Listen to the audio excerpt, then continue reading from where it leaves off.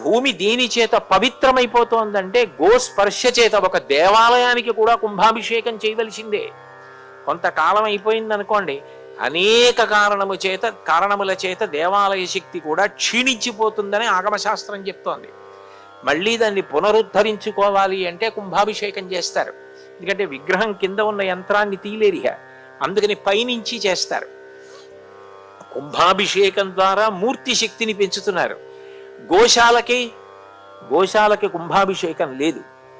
ఎందుకనంటే గోశాలకి అపవిత్రత అన్న మాట లేదు.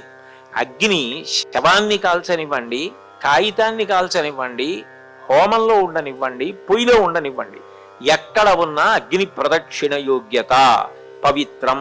గోవంతే. గోవు ఎక్కడ ఉన్నదో అక్కడ పవిత్రమైపోతూ ఉంటుంది.